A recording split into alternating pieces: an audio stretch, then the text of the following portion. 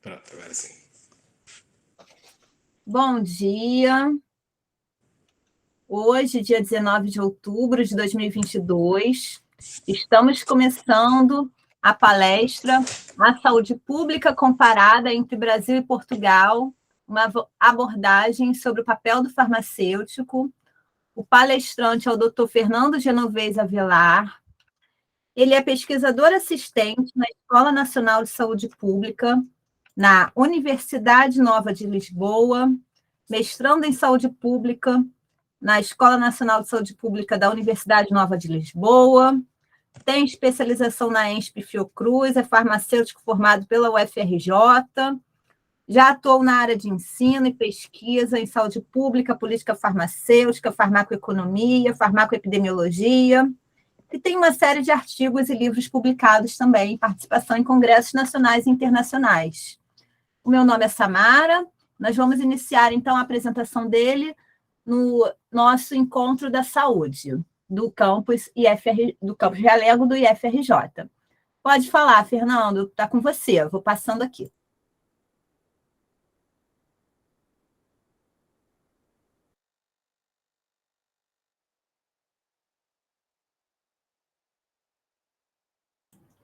Alô? Alô, Fernando?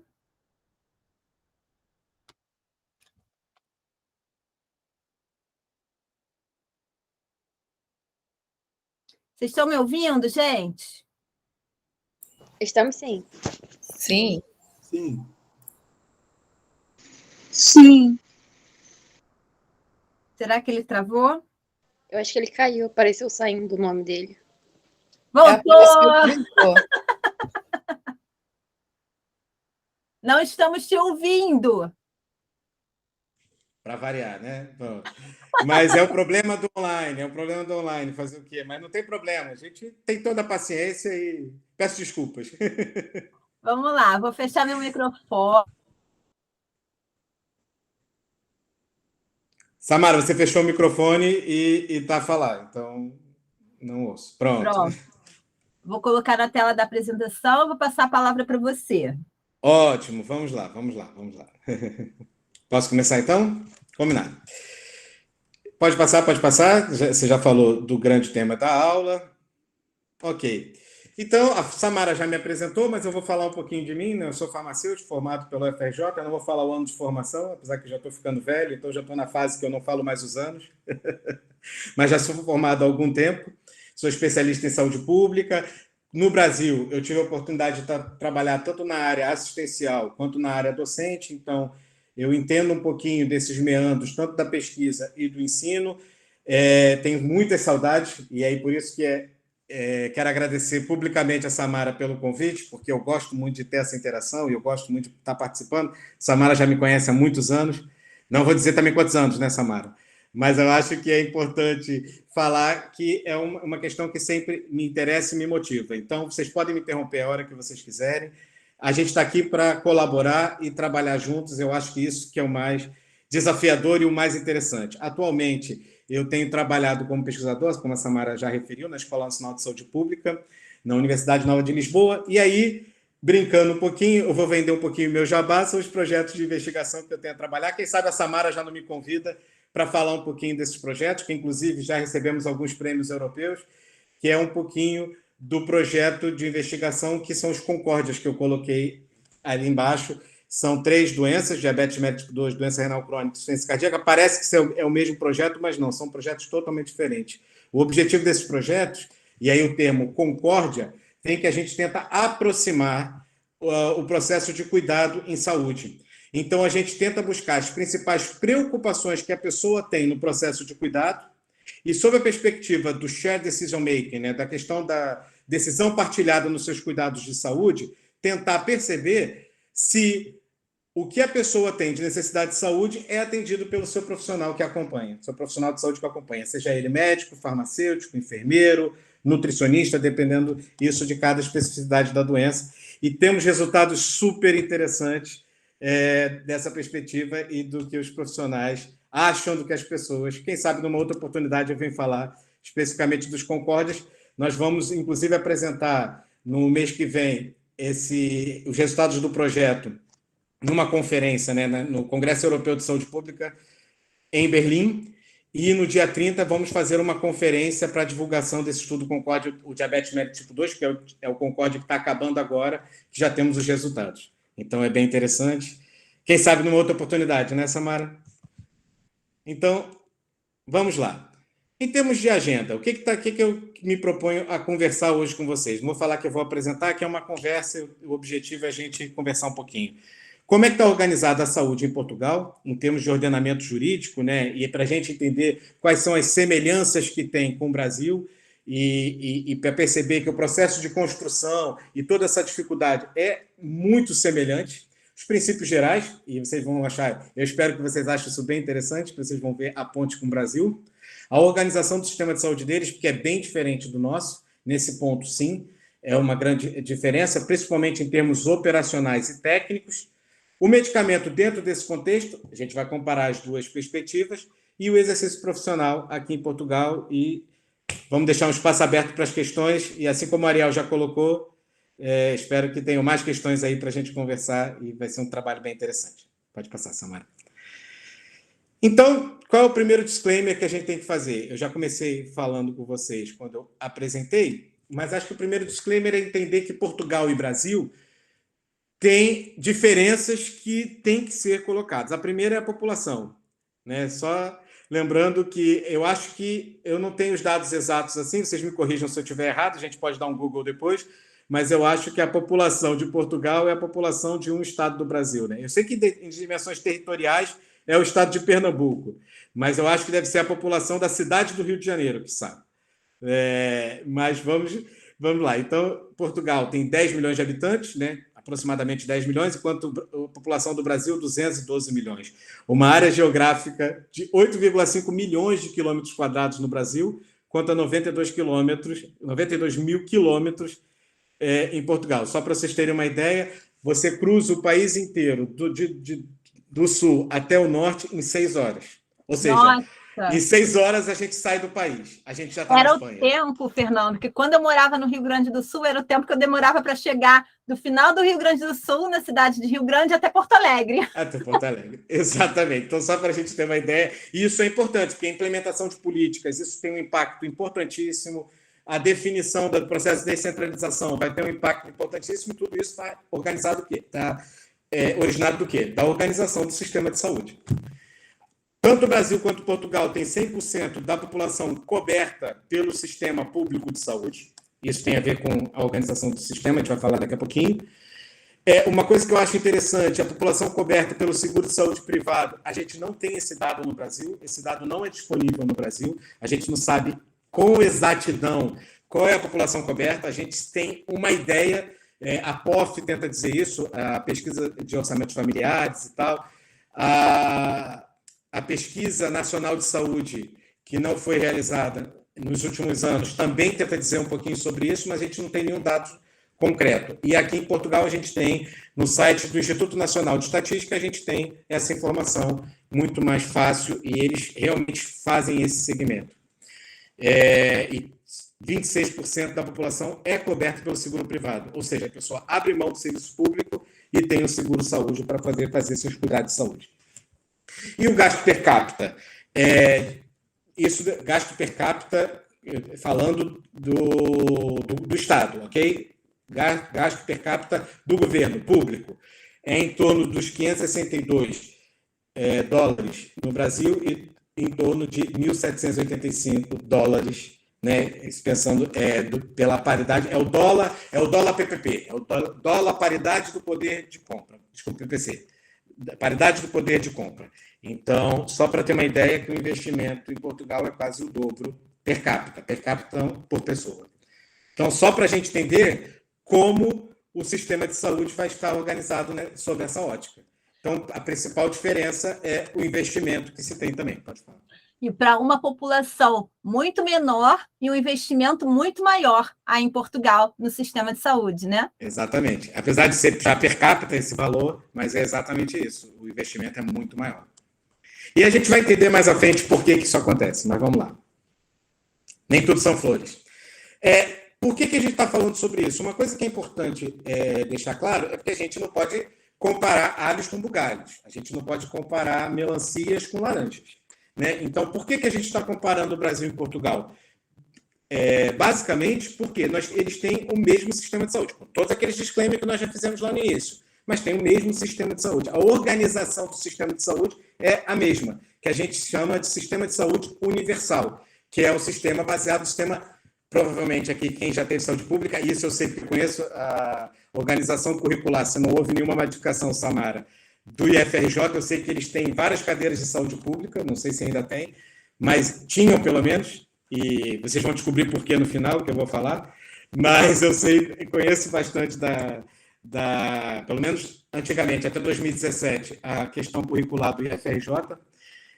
Então, eu sei que você já deve ter discutido isso em alguma disciplina. Então, é um modelo de saúde piveridiano, né, com o propósito do Piverid, né, lá em inglês, que é sob a ótica do sistema de saúde inglês. Para além disso, existem outros sistemas. A maioria dos sistemas de saúde são mistos, né? Eles envolvem particularidades do sistema de saúde piveridiano com outro tipo de sistema, de um sistema de livre comércio com outro tipo de sistema.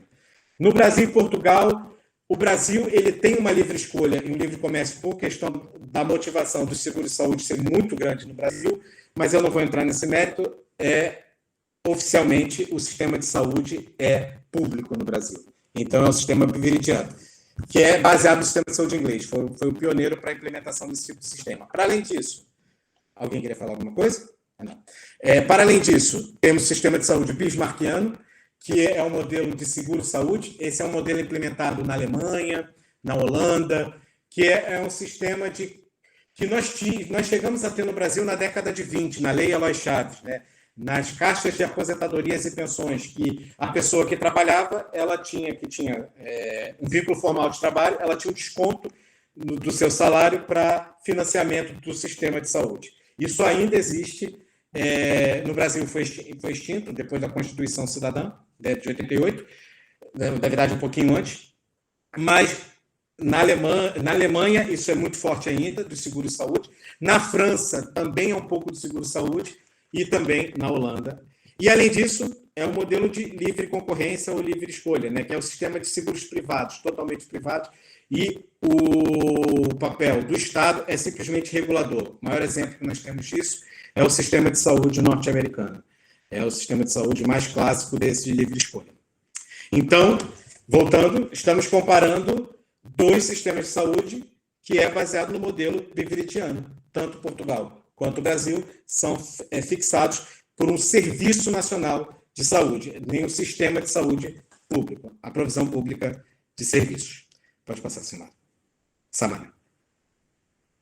Aqui, eu vou passar isso aqui rapidamente, é só para que vocês entendam, e olha que coisa interessante, o processo de fragmentação jurídica e legislativa muito semelhante com o que nós vivemos no Brasil. O SUS foi concebido a partir de uma série de legislações. E qual foi o marco de criação do SUS?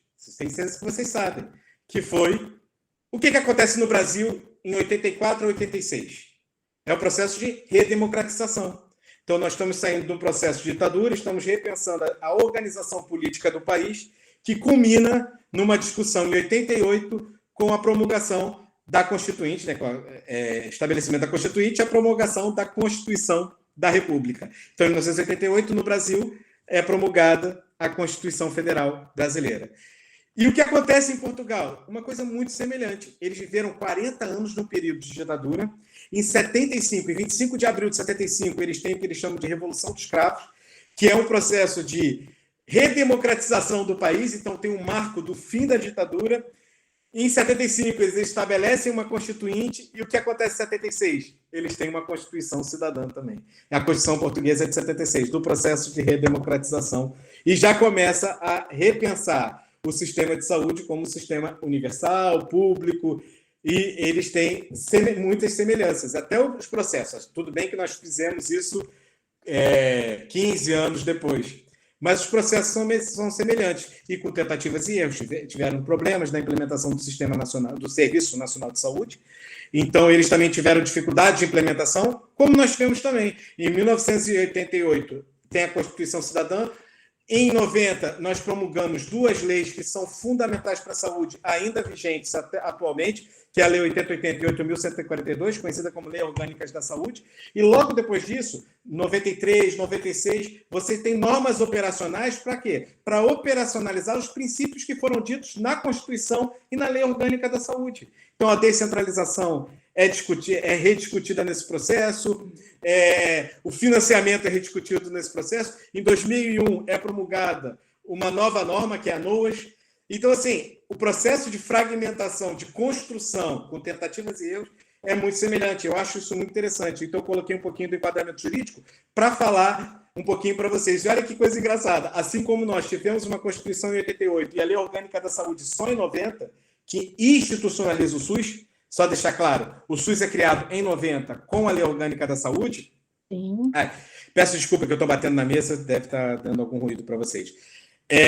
O que acontece em Portugal? Eles têm uma Constituição também em 76 e depois, só na década de 90, que eles conseguem implementar o Serviço Nacional de Saúde. Tem algumas outras leis nesse en passant, mas é a Lei de Base da Saúde, que é a semelhança da Lei Orgânica da Saúde que nós temos no Brasil. Então, só para vocês entenderem que os processos de construção são muito semelhantes, né? São da mesma época, né? Acabou datando... A Constituição deles foi de 76, a nossa de 88, mas a construção do Sistema Nacional de Saúde foi bem na mesma época, na década de 90. Eles criam o SNS, o Serviço Nacional de Saúde, em 79. Mas só tem as bases para operacionalização quando eles conseguem implementar a Lei de Base da Saúde. Isso só vai ser acontecer em 90. Por quê? Toda a dificuldade da implementação, de como vai ser esse processo. Existe uma questão de sustentabilidade do sistema. Então, assim, não dá para implementar sem garantir que tem sustentabilidade. Mais à frente a gente vai entender isso. E por que a farmacoeconomia vai ser tão importante nesse processo? Porque o gasto com medicamento tem um impacto sobre a disponibilidade desse medicamento e a disponibilidade e a eficiência e eficácia dos serviços, a efetividade dos serviços. Então, isso é tudo uma questão interessante e os processos são muito semelhantes, né? Pode passar esse slide, que está aí para vocês, se quiserem consultar depois, a legislação. Só para terminar, e atualmente, é bem recente, eu vou apresentar para vocês a Lei de Bases de 2019. Está sendo revisada neste momento, em 2022. Até hoje não foi promulgada, mas pode ser que esteja sendo promulgada hoje. Mas hoje já está se pensando uma nova Lei de Bases da Saúde, porque eles criaram um pouco uma mudança. Eu vou apresentar baseado na Lei de Bases de 2019, porque ainda não foi promulgada de 2022. Mas quando mais para frente eu falar da organização do sistema de saúde, se eu esquecer, Samara, você me lembre para falar do CEO da saúde, que é uma coisa super recente e que ainda não foi publicada ainda. Tá bom? Mas, enfim, e aí a Lei de Base da Saúde foi revogada a anterior e passa a valer essa de 2019. Pode passar, Samara. Eu cismei com Silmara, é porque eu estava falando com uma amiga minha. Então, rapidamente, quais são os 2 marcos teóricos, né, marcos jurídicos que nós temos em Portugal? Pasmem, muito parecido com o Brasil. A Constituição, no artigo 6º, né, no Brasil, no artigo 6º, é um artigo diferente, daquele, obviamente, na Constituição portuguesa, e tem algumas diferenças também quando a gente coloca isso na Constituição no Brasil, porque tem uma outra organização, e nós temos a Lei Orgânica da Saúde para a operacionalização do SUS, e eles têm a Lei de Base da Saúde. Então, só para vocês entenderem que o processo é realmente muito semelhante. Pode passar, pode passar. E a semelhança do Brasil, que há o artigo 6º, que fala dos direitos sociais, implementando a saúde como um direito social, eles têm o artigo 64, que é um artigo só sobre saúde. A gente não tem um artigo a gente tem até um artigo mais à frente na Constituição brasileira falando sobre saúde, mas o marco mesmo é o artigo 6º, que define todos os direitos sociais. Eles têm Pode aumentar só um pouquinho, Samara, porque eu não sei se todo mundo consegue ler, mas é só do artigo 6º que eles defendem o direito à proteção da saúde. E é muito engraçado que no Brasil a gente marca o tempo todo como direito à saúde. E aqui eles fazem a discussão da importância do direito da proteção à saúde. E é dever, né, de cada um de defender e promover. E a gente tem um capítulo específico sobre participação social. Eles não têm, mas em todo momento eles remetem sobre a importância da participação social e a pessoa, o agente, como importante no seu processo de implementação. Prestem atenção nisso, porque vai ser fundamental para a organização do serviço de saúde. Ok? Um disclaimer que é importante a gente fazer aqui. Toda vez que eu falar sistema de saúde, eu não estou falando do Serviço Nacional de Saúde. No Brasil, nós falamos sempre SUS. E toda vez que nós falamos SUS, Sistema Único de Saúde, a gente associa o SUS ao sistema público. Então, toda vez que a gente fala... E a gente fala assim, por exemplo, se eu for falar do Hospital Souza Aguiar, eu falo, é um hospital do SUS. O Hospital Estadual Getúlio Vargas é um hospital do SUS. Aqui eles fazem essa diferenciação, por quê? Porque o sistema de saúde, o Serviço Nacional de Saúde, está compreendido no sistema de saúde. Então, SUS não é igual a Serviço Nacional de Saúde, ao SNS deles, ok? O sistema de saúde deles é igual ao SUS. Por quê? Quando a gente pensa o SUS, temos que lembrar que um dos princípios organizacionais do SUS é a participação da complementariedade do setor privado. Isso está previsto no Sistema Único de Saúde. Então, a existência, regulação do Sistema Único de Saúde faz parte do Sistema Único de Saúde, faz parte da atribuição do SUS. Toda a questão privada faz parte da atribuição do SUS. Não é à toa que nós temos a ANS, que é a Agência Nacional de Saúde Suplementar. Okay? E tudo isso faz parte do SUS. Eles não. Tudo que é Serviço Nacional de Saúde é público. O privado vai ter um papel complementar, a gente vai ver mais um pouquinho à frente em termos de organização, mas eles fazem essa diferenciação muito mais demarcada. Então, toda vez que eu falar SNS, eu estou falando de Serviço Nacional de Saúde, mas não é a mesma coisa que SUS no Brasil. A sigla às vezes parece, mas não é. Ok? O SNS é totalmente público. Aí, Samara, pode baixar um pouquinho? Ele vai falar um pouquinho da organização do Serviço de Saúde e vamos prestar atenção aqui nas características do Serviço Nacional de Saúde. Vocês conseguem ver semelhanças? Quais são os princípios éticos e doutrinários do SUS? Equidade. Universalidade. Universalidade e igualdade. Então, igualdade, equidade e universalidade. Olha que coisa interessante. Eles têm... O sistema de saúde deles tem que ser universal, ou seja, todos, independente.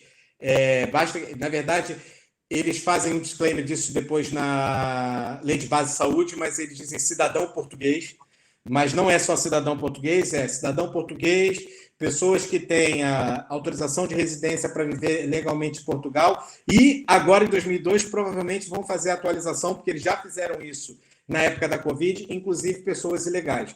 Essa questão da legalização aqui em Portugal, eles falam muito, não é só Portugal, é em toda a Europa, pela questão, né, dos processos migratórios, tanto das Américas quanto das regiões do leste europeu e tal, tem muitos processos migratórios com a questão dos refugiados na guerra da Ucrânia, enfim. É importante, então eles abriram essa brecha quando falaram da Covid, provavelmente isso vai ser atualizado cá em Portugal. Mas já tem a observação de que pessoas que têm autorização para viver em Portugal, pessoas que vivem legalmente em Portugal, não só cidadãos portugueses, ok? Então, universal, então é para todos. Geral, esse geral, compreendemos o termo da integralidade no Brasil, ok? Então, e eles têm aqui, que não é equidade, mas é o tendencialmente gratuito. Eu estava pensando, parece com a equidade, né? Parece, mas eles tentam ser equânimes, atenção, mas eu acho que o Brasil, pelo menos, a gente tem avançado mais na questão da equidade, mas, atenção, eles também têm avançado muito, porque o sistema de comparticipações é também progressivo, quem tem menos contribui menos, quem tem mais contribui mais, ok? Mas por que ele é tendencialmente gratuito? Porque ele não é totalmente gratuito.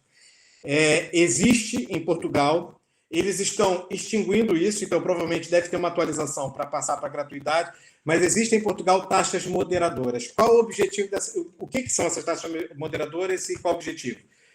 Taxas moderadoras, como o próprio nome já diz, taxas para moderar o sistema. Então, moderar a utilização do sistema. O que eles querem com isso?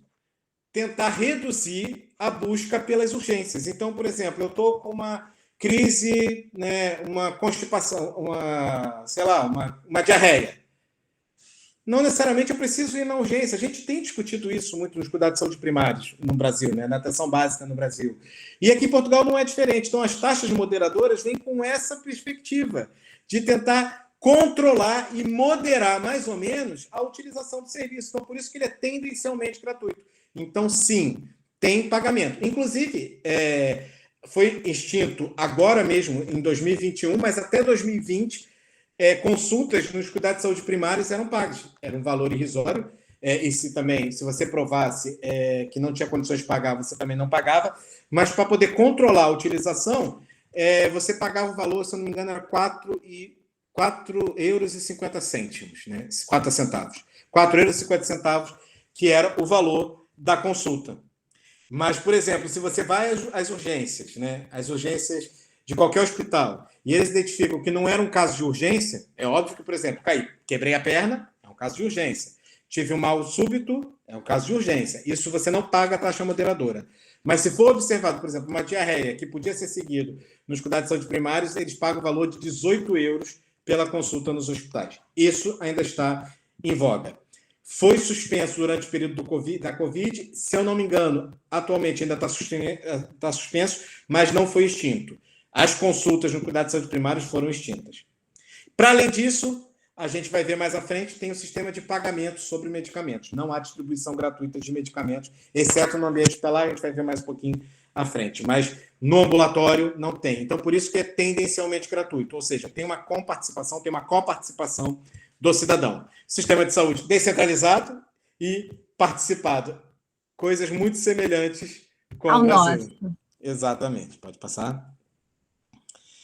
Eu vou passar esse um pouquinho mais rápido, mas só para que vocês saibam que no artigo 64, né, como eu falei, então é para garantir então acesso aos cuidados de saúde, né, e a cobertura médica e hospitalar por todo o país, orientar as ações tanto dos cuidados médicos como dos cuidados medicamentosos, e também está previsto lá a questão da disciplinarização, fiscalização e controle tanto das formas privadas quanto das públicas. Isso cabe ao sistema de saúde, ok? Serviço Nacional de Saúde é só público, se tiver privado, tem um contrato para poder, por exemplo, o Serviço Nacional de Saúde não consegue atender aquela pessoa, há um contrato com o serviço privado para prestação de cuidados, ok? Pode passar, pode passar? E aí, rapidamente, para não ficar enfadonho para vocês, vamos falar da Lei de Base da Saúde, que é importante. Mas só para entender que a lei de bases, por que se chama lei de bases? Porque é constituída por várias bases. E cada uma dessas bases tem um título. Então, a base 1 vai ter direito à proteção à saúde, base 12, se não me engano, vai falar da literacia e saúde, a base 17 vai falar sobre tecnologias, enfim, só para que vocês entendam da organização do sistema de saúde. E é como a Lei 8080 e 8.142. Vai ter lá todos os dispositivos para a implementação dos princípios éticos e doutrinários e organizacionais do sistema de saúde. Então, aqui, o direito, a base 1 vai falar sobre o direito à proteção à saúde, muito semelhante do que já estava lá na Constituição Portuguesa, que eu acabei de apresentar para vocês, no artigo 64. E qual é a questão que eu trago interessante? Olha só o artigo 2 da base 1. Responsabilidade conjunta das pessoas, da sociedade e do Estado. Então, é para mostrar a questão da participação popular que eles colocam. E é obrigação do Estado prover a proteção à saúde através ali, do Serviço Nacional de Saúde, lá no 4. Então, o Serviço Nacional de Saúde é o processo de operacionalização, né? Se vocês vão lembrar, na Lei 8080 diz também isso, mas isso através de políticas, que a saúde é o bem-estar de todos e dever do Estado, né? Direito de todos e dever do Estado, promovida através de políticas, implementações, normativas e tal. Aqui, não, eles dizem que é através do Serviço Nacional de Saúde. Então, percebam a diferença entre SUS e SNS. É importante fazer essa diferença. Pode passar, pode passar? Aqui é só para que vocês entendam quais são as bases. Aí tem a base de direitos das pessoas, dos cuidadores informais, das políticas de saúde. Essa base das cuidadores informais foi implementada em 2019. tá? É uma base nova, questão da participação social, da responsabilidade do Estado. E olha que interessante, e aí para chamar a atenção para vocês, da importância da complementariedade do setor privado.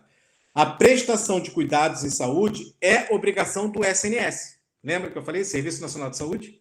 Sim. E de forma supletiva, né? De forma suplementar e temporária, só fazer chamar a atenção aqui, eu tirei o fragmento da própria legislação, então eu não, pode ser que não tenha seguido exatamente o acordo ortográfico aqui, está em português de Portugal, eu vou tentar fazer essas alterações para português do Brasil, ok? Mas olha lá, é supletiva, que é suplementar, e temporária, que pode ser celebrada através de acordos, né? Geralmente são contratos com o setor privado ou o setor social. Aqui, o setor social é muito forte. A questão das Santa Casas, né? As misericórdias aqui têm um papel ainda muito importante no processo de provisão de cuidados. Pode passar, Samara? No SUS está previsto que a participação da rede privada ela é complementar, né? Complementar. Aqui é suplementar, mas teve essa alteração na legislação, até no Brasil também, se eu não me engano, na NOAS, que muda de complementar para suplementar, mas é a ideia mesma. É para poder... não revoga a questão complementar, mas só para dizer que é suplementar, né? Que é após acabar os recursos no sistema público, você tem sistema privado. Entendi. Perfeito. Vamos lá. E aí eu vou falar sobre as outras bases, aí só fazer uma chamada de atenção aqui na base 17, que são das tecnologias de saúde e da política do medicamento. Eu sou farmacêutico, né? E tenho certeza aqui que tem muitos estudantes de farmácia, então é inevitável a gente sempre olhar com os óculos da assistência farmacêutica. Sim, vamos entrar agora na nossa área de atuação. Sim. Então, vamos lá. Pode passar esse slide. Aqui eu só trouxe de interessante para vocês, que volta a trazer os princípios. Aqui ele tinha apresentado os princípios na Constituição, aqui na Lei de Bases. E ele reflete todos os outros princípios, né, lá, universal, geral, tendencialmente gratuito. E isso foi muito interessante, porque ele não é gratuito, é tendencialmente gratuito. A integração do processo de cuidados, isso vai ser importante para a organização do sistema de saúde deles, a questão da equidade, a qualidade, a proximidade. E aqui chamar a atenção da proximidade, que isso vai ser um ponto importante, porque as farmácias cá em Portugal são estabelecidas por legislação como serviços de proximidade, por razões óbvias, né? Estão diretamente próximas ao cidadão. Então, as farmácias estão dentro do Serviço Nacional de Saúde, nesse âmbito, né, da linha G, da criação do Serviço Nacional de Saúde, quando fala da proximidade, a sustentabilidade financeira, chamar atenção aqui para a questão da farmacoeconomia e a questão da transparência. Pode passar. Isso é muito semelhante com o Brasil, vamos lá. E em termos de organização, como é que está organizado, então, o sistema de saúde deles? Público, a provisão é via SNS, como a gente já falou, o Serviço Nacional de Saúde. Tem outros sistemas, né, subsistemas públicos, que é semelhante, por exemplo, ao subsistema que nós temos no Brasil das Forças Armadas, né, do Ministério da Defesa, que é aqueles hospitais para atender os militares da Marinha, do Exército, da Aeronáutica, da Polícia Militar, enfim. Tem esses subsistemas, que são subsistemas de gestão pública, mas de direito privado. Não só as pessoas que têm acesso, são as pessoas que são vinculadas a essas instituições. E tem os subsistemas privados, né? Eles têm aqui também seguro de saúde, instituições privadas de saúde e o setor social, né? Não deixa de ser um setor de direito privado também. Quanto à prestação, tem o Serviço Nacional de Saúde novamente e os subsistemas privados e o setor social. Vamos passar para o próximo, que esse eu acho bem interessante a gente comparar, que é bem diferente do Brasil. Em termos de estrutura, Samara, tenta aumentar um pouquinho em cima e a gente vai descendo, falando sobre cada um deles, porque a estrutura deles é bem diferente no Brasil. Então, obviamente, qual é digamos assim, a organização máxima no país? Assim como no Brasil, o Ministério da Saúde. Só que o Ministério da Saúde é mais descentralizado no Brasil. Aqui tem uma hierarquia mais complexa, digamos assim. No Brasil, o Ministério da Saúde tem as suas secretarias e dentro das suas secretarias tem as suas diretorias e vai ramificando. Aqui não, aqui você tem um ministro da Saúde que é uma figura política, ele tem um papel muito político, tem os secretários de Estado, que seriam os adjuntos, né? Você tem o secretário de Estado e o secretário adjunto, seriam adjuntos ao Ministério da Saúde. Vinculado ao Ministério da Saúde, você tem o Conselho Nacional de Saúde, que também temos no Brasil, que é onde tem a participação popular, a população organizada, e vocês têm as entidades reguladoras da saúde, as ERS, que aqui em Portugal funciona, que no Brasil seria o papel das agências regulamentares, aí a gente põe todas as agências, né? A ANS, a ANEL, e aí na saúde eu acho que a gente só tem a Anvisa e a ANS, mas aqui seria a RS. Quem vai fiscalizar é a entidade reguladora da saúde, a RS aqui em Portugal, que é vinculada ao Ministério da Saúde. Isso é um bocadinho diferente. Pode descer um pouquinho, Samara? E aí, ao Ministério da Saúde, nós temos a administração direta, e olha que interessante, dentro da administração direta do Ministério da Saúde tem a Direção-Geral de Saúde, que é um papel técnico. O que acontece? Na época da Covid, que implementaram várias políticas, põe máscara, tira a máscara, pode sair de casa, não pode sair de casa, todas aquelas restrições, quem delibera isso? A Direção-Geral de Saúde. Ela tem o papel técnico. O Ministério da Saúde é o papel político. Então, é aquela questão de precisa de recurso, eu vou buscar recurso. Então, é o Ministério da Saúde que vai buscar esse recurso. A Direção-Geral de Saúde é onde implementa todos os programas de saúde. Então, o programa de atenção à pessoa idosa, o programa de toxicodependentes, o programa de controle do tabaco, né, que é a questão do fumo, o programa de cuidado de saúde primários, o programa de segurança dos doentes. Existem programas prioritários e todos eles são operacionalizados pela Direção-Geral de Saúde. E temos também isso na administração direta. Tem o IGAS também, que é...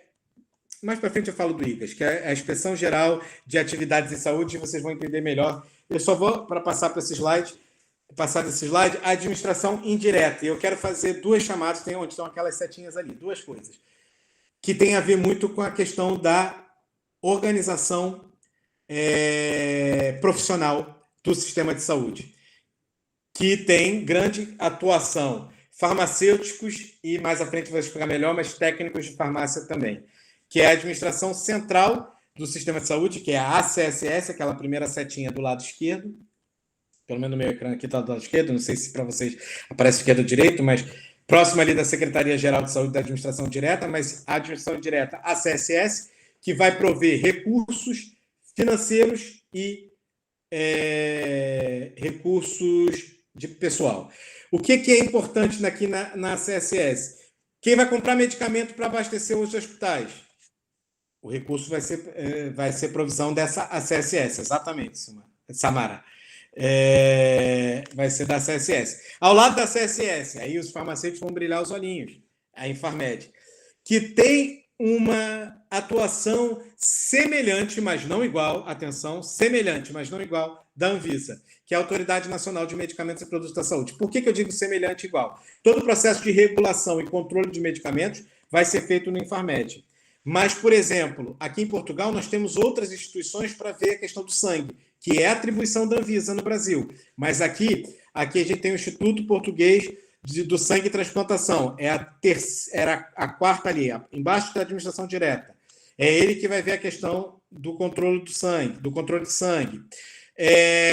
Por exemplo, não está aqui porque não é subordinado ao Ministério da Saúde. A Anvisa tem responsabilidade da questão dos bens alimentícios, do controle dos suplementos alimentares, essa questão toda. Isso é responsabilidade da Anvisa. Aqui fica uma outra instituição que nem é do Ministério da Saúde, é a ASAI.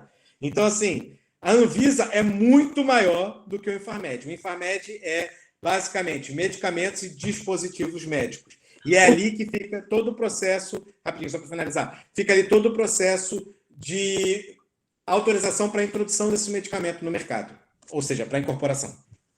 Mas então, você diz só medicamentos, mas isso que já é muita coisa, né? Pois, é verdade. Muita coisa. Então, eu acho que é mais descentralizada essa organização do Ministério da Saúde em Portugal, né? Sim. É mais organizado. É mais descentralizado, mas tem uma outra questão que é engraçada. os suplementos alimentares não estão aqui. Estão fora do Ministério da Saúde. E é uma crítica que eles mesmos fazem aqui, porque os suplementos alimentares, que muitas vezes são comercializados em farmácias cá em Portugal, fica como se fosse naquele limbo, entendeu? Fica... Entre alimentos ou é medicamento? É responsabilidade de quem? No Brasil, pelo menos, a gente tem muito mais isso organizado, porque fica responsabilidade da Anvisa. Aqui é responsabilidade de quem? O Infarmed regula, mas não tem uma normativa especificamente que acaba gerindo sobre esse processo. Pode passar, pode passar. E só para... Pode passar. No outro, chama atenção para outra questão. Então, em termos de responsabilidade do sistema de saúde, já falei que a ARS vai ser reguladora, aquela entidade reguladora da saúde, lembra? Vai funcionar mais ou menos como uma ouvidoria. No Brasil, a gente chamaria ela de ouvidoria, porque ela vai supervisionar e regular. Então, por exemplo, você tem que fazer uma reclamação. Fui na minha unidade de saúde... Maria, excelente pergunta. Vou responder logo. Os suplementos, não, eles ficam regulados pela ASAI, que eu estava falando. Mas qual a questão? A ASAI não fiscaliza farmácias. Quem fiscaliza farmácias é o Infarmed. E muitos desses suplementos são comercializados em grandes superfícies, supermercados, mas também são comercializados em farmácias. Então, tem fiscalização, atenção, tem, mas fica naquele limbo. Você está entendendo? A gente acaba tendo prerrogativas... A gente não. Quem quiser burlar o sistema acaba tendo prerrogativa. Exatamente, é aquele terreno meio nebuloso, entendeu? Tem prerrogativas, mas olha, o Infarmed tem um papel importante e eles acabam fiscalizando. Mas você depois acaba entrando com o processo de recurso, porque não é matéria do Infarmed. Vocês estão entendendo qual é a questão? São os meandros da legislação que não ficam tão claros. Mas atenção, o Infarmed regula esse processo, mas não é tão claro assim. E a gente acaba depois entrando com recurso, né? Quem quiser acaba entrando com recurso para depois, se eventualmente for multado, consegue recorrer com essa justificativa. Tá bom? Respondido, Maria. Depois a gente pode voltar a falar sobre isso, tá bom? E muito obrigado pela sua questão. Então, como eu falei, o IGAS vai ter uma questão fiscalizadora, que eu estava explicando, porque ele vai, além da RS, o IGAS ele fiscaliza os serviços de saúde. As farmácias, eu não vou entrar nesse mérito, porque as farmácias vão ficar mais sob a responsabilidade de outra instituição, que é o Infarmed, porque é a questão do medicamento. Né? E como eu disse também, a Direção-Geral de Saúde fica técnico. E lembra que eu falei que o serviço de saúde é descentralizado? Então, a administração central é descentralizada em áreas regionais. No Brasil, nós não temos região norte, região sul, centro-oeste, sudeste. Aqui eles têm norte, Lisboa e Vale do Tejo, Alentejo, centro e sul. Desculpa, sul não, Algarve. Então, tem as áreas regionais de saúde que vão operacionalizar isso, subordinadas à administração central do sistema de saúde. Então, vai ter todo o processo de monitoramento, de controle, de auditoria, de contratualização, são elas que vão operacionalizar, e eu botei aqui as figurinhas para que vocês possam saber que existem. Estão lá. Pode passar, pode passar. Pronto. Em termos de organização dos níveis de cuidado, é muito semelhante com o Brasil. Porta de entrada eletiva do sistema. Atenção básica. Que aqui, vocês sabem que a atenção básica, provavelmente a professora de vocês de saúde pública deve ter conversado sobre isso. No Brasil, a gente usa muito o termo atenção básica, mas é um termo que é utilizado só no Brasil. Em todo mundo a gente usa atenção primária, mas a questão é que no Brasil a gente acabou adotando essa terminologia de atenção básica, né? Diretoria de atenção básica e tal. Mas em Portugal a gente usa também atenção primária, mas quer dizer exatamente a mesma coisa. No Brasil é atenção básica algumas vezes, mas no Brasil, não sei como está agora, Samara. Samara pode me corrigir, mas eu acho que tem começado a se utilizar a atenção primária, né? Já tem utilizado um pouquinho mais. A gente tem utilizado mais a atenção primária mesmo. Ok. Deve ser justamente para normalizar a questão com os outros países. Sim. Mas é isso. Então, a porta de entrada eletiva do sistema é a atenção primária, são os cuidados de saúde primários. Como no Brasil, ok? No Brasil, nós temos policlínicas e centros hospitalares como uma unidade intermediária. Aqui em Portugal não tem. Né? As especialidades médicas ficam nos hospitais. Pode ser que em alguns centros de saúde, principalmente cuidados de saúde primários, unidades de cuidado de saúde personalizados têm algumas especialidades médicas, principalmente das doenças mais prevalentes, né? Como hipertensão, a questão do ginecologia obstetrícia. Pode ser que tenha algumas dessas especialidades, mas essas especialidades médicas acabam se concentrando nos cuidados hospitalares aqui em Portugal. Mas mesma coisa, porta de entrada eletiva do sistema, cuidado de saúde primário, porta de entrada emergencial, né, do sistema, a emergência continua sendo válida. Não temos UPAs aqui, não tem nada disso, mas é porque o Brasil tem uma dinâmica, lembrando de quantas pessoas nós temos no Brasil, né? Então é importante a gente ter sempre isso em mente, que temos que ter uma organização do sistema de saúde diferenciada. Então, temos cuidado de saúde primário, nós temos unidade de saúde familiar aqui, que é muito parecido com o que temos no Brasil. Eu não vou entrar no mérito, terei uma aula só sobre falar sobre os cuidados de saúde primário, mas só para saber que existem unidades diferentes. Né? Unidade de cuidados com a comunidade, as UCCs, unidade de cuidados de saúde personalizados. E isso, todas essas três de cima, dos cuidados de saúde primários, elas provêm cuidado. Ou seja, você tem consultas nessas unidades, seja médica, seja de enfermeiros. Os agrupamentos de centro de saúde e as unidades de saúde pública fazem parte do cuidado de saúde primários, mas são instituições administrativas. Do tipo, eu fui diagnosticado com Covid, eu sou seguido pelos meus cuidados de saúde primários, mas é a unidade de saúde pública que entra em contato comigo e que tira todas as minhas dúvidas do que eu preciso fazer. É ela que emite, por exemplo, a declaração se eu tiver que fazer isolamento, entendeu? Toda a questão administrativa fica com as unidades de saúde pública. Okay? Então, os agrupamentos, os ACES, né, os agrupamentos de centro de saúde e as unidades de saúde públicas é mais administrativo e as três primeiras ali é mais assistencial. Tá. Para além disso, nós temos... Como é que o farmacêutico está inserido aí nessa rede de cuidado de saúde primário? Boa questão. Eu falei aqui alguma coisa do farmacêutico? Por enquanto, não. Pois. Não, Chay. Nos cuidados de saúde primários, o farmacêutico cá em Portugal não está inserido. Há algumas unidades de saúde, né, principalmente unidades de saúde familiar, que podem solicitar, né, a questão do farmacêutico. Mas por que não está inserido? Porque eles têm uma lógica diferente. Nenhuma dessas unidades de saúde tem dispensação de medicamentos. Dessas unidades de cuidados primários. Nenhuma. Por quê? Eu vou falar mais à frente. Porque os cuidados de proximidade... Lembra que eu falei lá em cima que as farmácias são as farmácias comunitárias? Agora, isso há, sim, uma interface muito grande entre os cuidados de saúde primários e a sua farmácia mais próxima. Porque aqui em Portugal, a gente vai falar mais à frente, não pode abrir qualquer farmácia em qualquer lugar. Então, há essa interface. Sim, há essa interface. Mas o farmacêutico está nos cuidados de saúde primários? Não está. Não está fisicamente, ok? Não significa que os cuidados de saúde primários não possam identificar a farmácia mais próxima e fazer um trabalho conjunto, ok?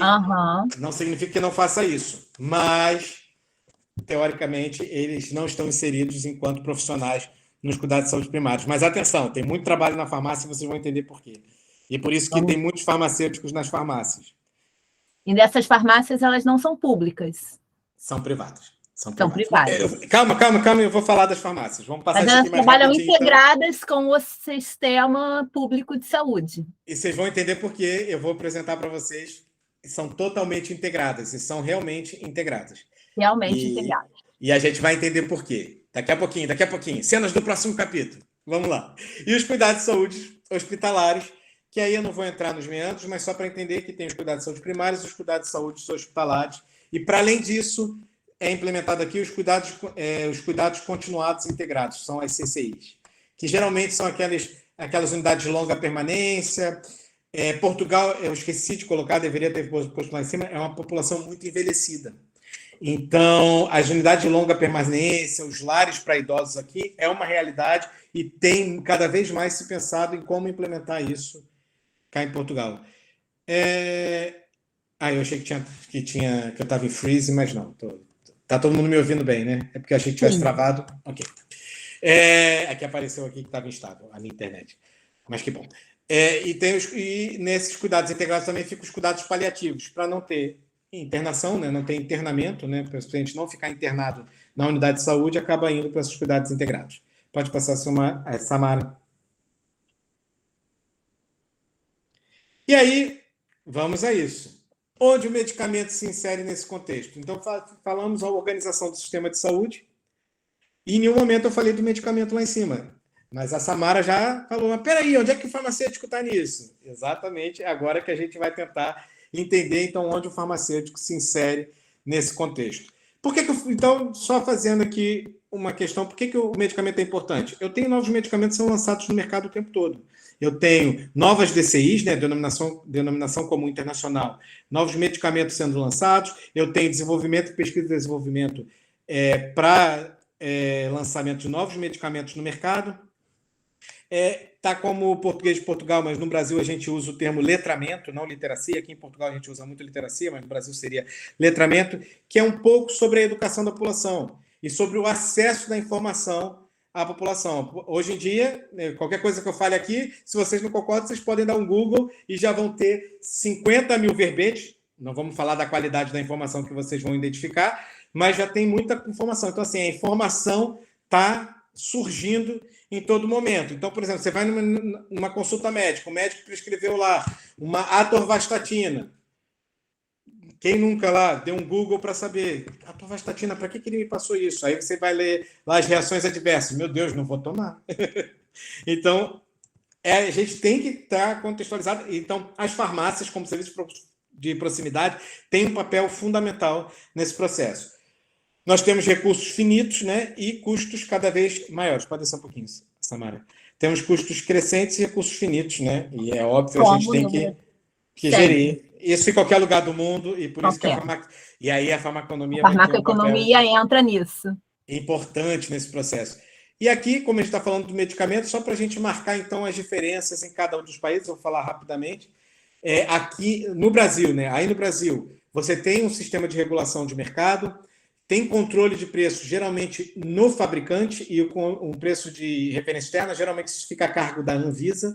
Você tem uma direção dentro da Anvisa que vai fazer a regulação de preços, mas isso, eu não sei se vou dizer que não é muito claro, não é que seja muito claro, mas isso não é tão divulgado para a população leiga, né, para a população nós, isso não fica muito claro, apesar de ter todas as normativas e as RDCs da Anvisa. Mas em Portugal isso é muito documentado, e isso eu acho bem interessante, e é bem diferente do Brasil. Há uma regulação clara do preço de medicamentos, vocês vão entender mais à frente por quê. Tem um sistema de referenciação de preços internacional. Então, assim, eles buscam informação de X países, que eu vou explicar para vocês quais são os países, e a partir daí estabelece um preço máximo, que é aquele preço que vai ser comercializado aqui em Portugal. Então, assim, todo final de ano é publicado uma portaria identificando quais países que vão ser utilizados, qual é o valor. Esse valor, se vocês entrarem no site do Infarmed, está lá, esse valor está publicado. Então, assim, fica muito mais claro. E vocês no site da própria Infarmed, que é aquela questão que eu falei para vocês, que é a Anvisa, parecida com a Anvisa no Brasil, você vê o preço dos medicamentos. Todos os preços dos medicamentos são regulados pelo serviço de saúde, são pelo sistema de saúde. Ok? No Brasil, há uma distribuição gratuita de medicamentos, né? Não tem sistema de copagamento, com a participação. Eu sei que vocês vão falar para mim, mas a farmácia popular, enfim. Mas é um programa que cada vez mais tem sido extinto, né? Eu não sei se ainda está funcionando em pleno. Quando eu saí, já estava reduzindo o investimento nisso, então não sei como é que está.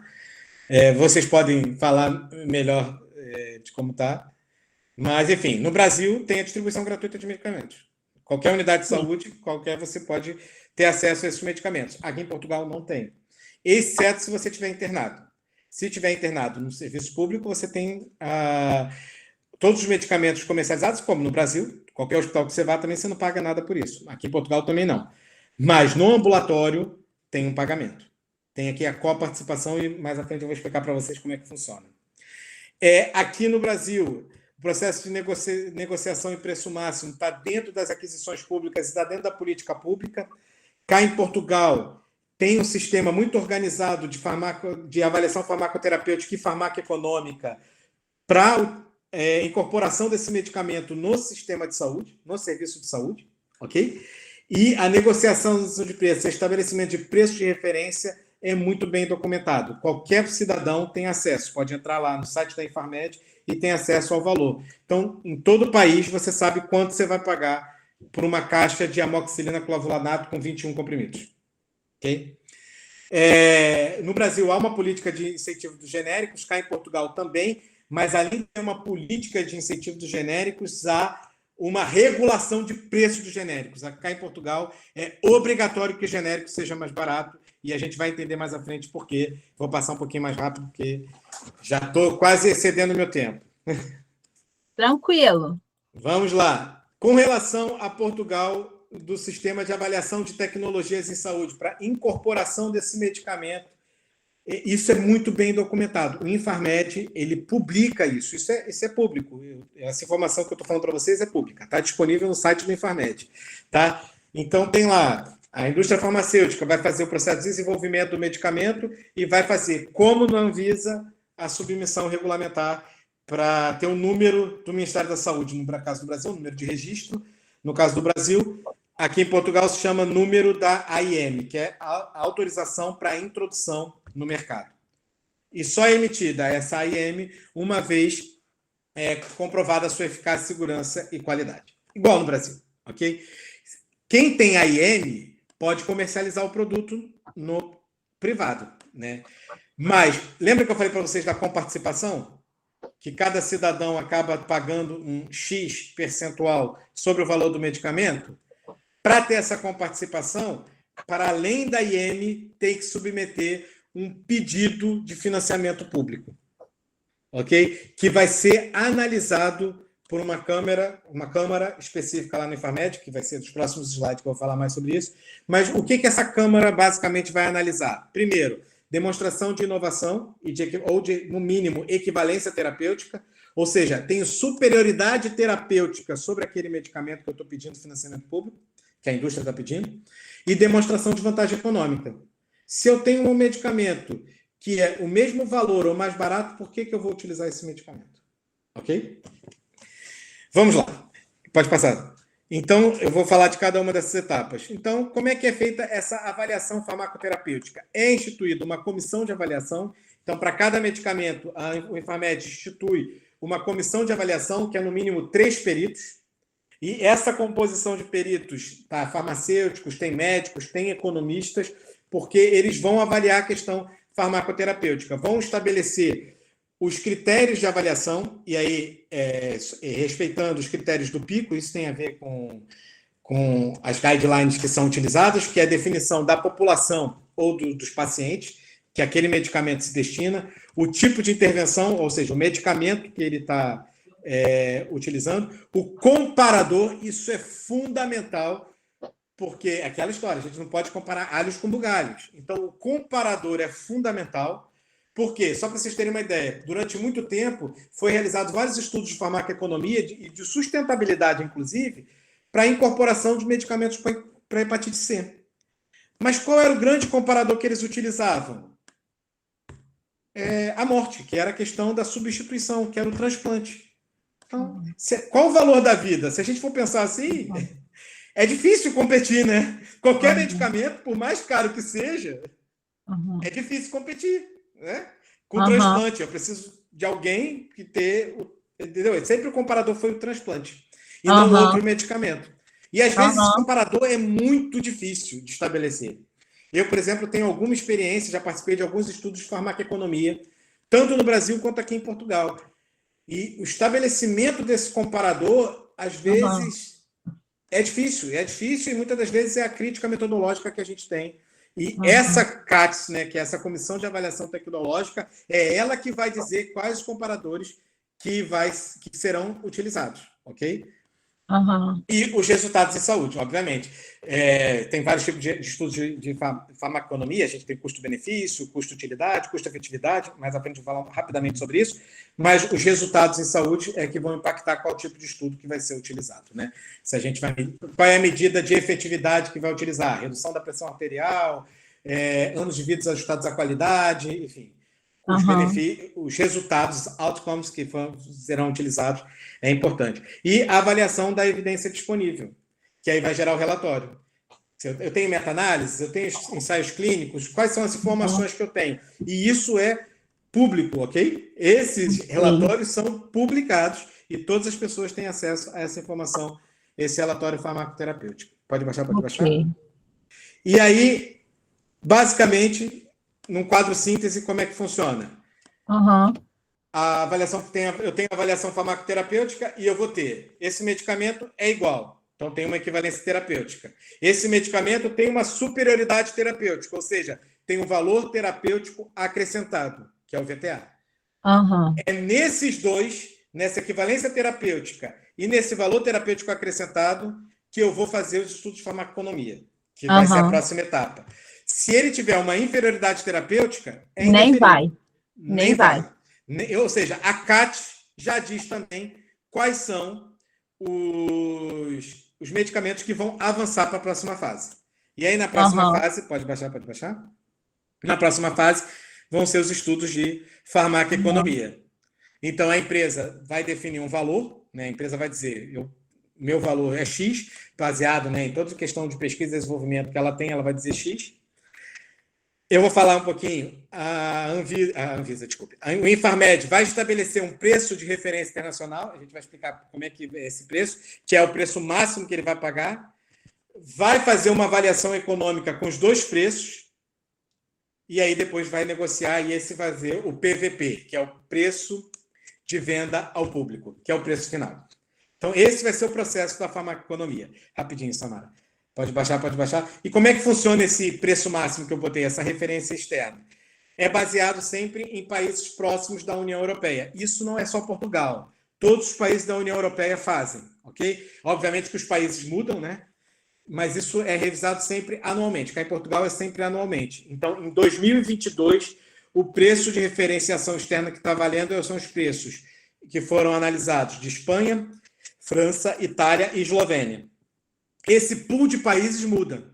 Já teve Eslováquia, a França já saiu, a Itália passou por um processo de crise, já saiu também.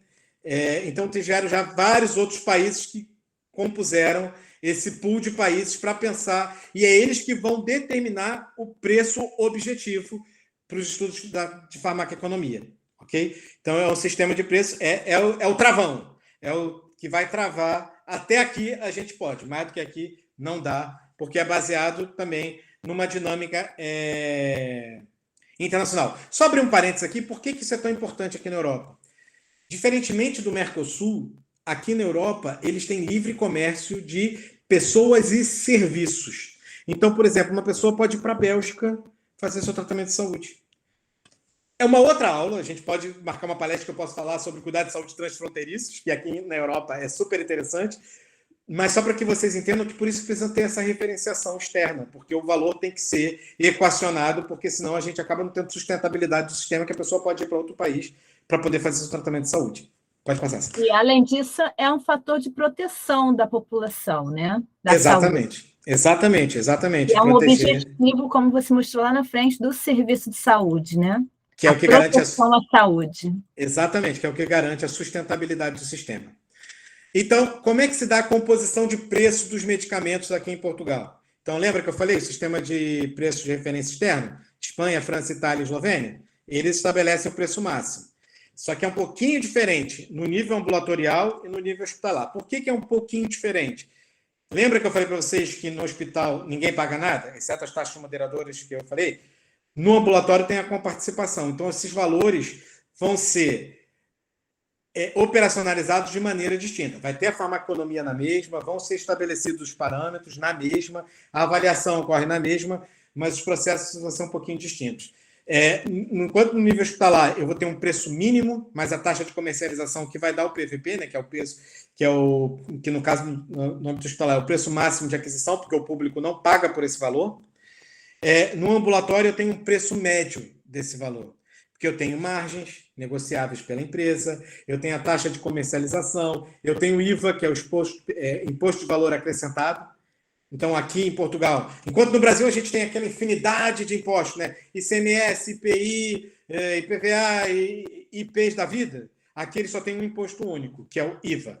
Então, sempre tem o IVA. O que vai variar consoante ao serviço oferecido, vai ter uma percentagem diferenciada nesse IVA.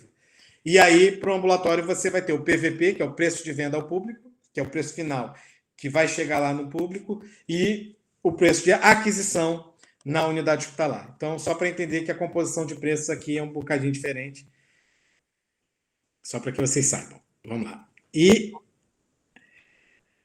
aqui, Samara, se puder aumentar um pouquinho, só para mostrar para vocês, essa figura vai aparecer algumas vezes, mas só para mostrar que esse PVP, esse preço de venda ao público, vem na caixa do medicamento. Não sei se vocês conseguem ver, tem um código ali, um código de barra. Em cima do código de barra está lá, PVP, €10,87. Isso é um medicamento que tinha aqui em casa, é uma amoxicilina com clavulanato, porque aqui a gente está começando a entrar no inverno, então na época de chuvas, né, infecções respiratórias. A minha esposa pegou uma infecção respiratória e acabou usando esse medicamento, e eu peguei a caixa para trazer aqui para vocês. Do lado tem outros medicamentos, mas é só para chamar a atenção do PVP. Vamos lá. Pode passar esse slide. A gente vai ver ele em outras vezes. Só para mostrar a atenção que o preço vem na caixa. Então, qualquer lugar do país é aquele valor que é comercializado. E aí, só para a gente... Lembra que eu falei? Pode passar. Que eu falei do processo de referenciação externa? E aqui vai ser o relatório final dos estudos de farmacoeconomia. Lembra que eu falei para vocês? Se tiver uma equivalência terapêutica, é um estudo de farmacoeconômico mais simples, que é o estudo de minimização de custos. E, obrigatoriamente, ele tem que ser 10% mais barato. Se ele não for com 10% mais barato, ele nem é comercializado cá em Portugal. Ok? Se tiver superioridade terapêutica, aí nós vamos fazer os estudos de farmacoeconomia. Estudo de custo-utilidade, estudo de custo-efetividade, os estudos de custo-benefício. Normalmente, os mais utilizados são os estudos de custo-utilidade e custo-efetividade. É óbvio que, se o medicamento for mais custo-efetivo e tem o valor mais barato, é aquele quadrante da direita inferior, a gente adota. Esse medicamento automaticamente vai ser incorporado. Agora, se ele tem menor efetividade e tem mais custo, o projetado dele está dominante. Eu rejeito totalmente esse medicamento. Ok? Onde eu vou avaliar de fato? Quando ele tem maior custo e tem maior efetividade. E é ali o desafio. Qual medicamento será incorporado? Qual medicamento que vai ser? Exatamente. É aí que é o desafio. Que é pensar qual o limiar de custo-efetividade que vai ser incorporado. Isso tem que estar bem. A sustentabilidade do sistema, não adianta chegar para o sistema e depois a população não conseguir pagar, o Estado não conseguir prover e ter falência de estoque, não ter disponibilidade desse medicamento. Pode passar, Samara. Porque os recursos são limitados, né? Exatamente, a gente não pode gastar com tudo que a gente quer, né? E aí, por fim, desse processo, vai ter o processo de negociação. Quais são os grandes itens de avaliação desse processo de negociação, processo de incorporação? Primeiro, os dados epidemiológicos. Esse é um problema de saúde pública. Por exemplo, Portugal é o país europeu que tem maior prevalência de diabetes mellitus tipo 2. Não é à toa que os sistemas de comparticipação deles aqui para diabetes mellitus tipo 2 é quase 100%. São quase gratuitos os medicamentos. Por quê? Porque a prevalência é altíssima. Então, tem essa questão também da epidemiologia. Eu tenho outras alternativas terapêuticas disponíveis?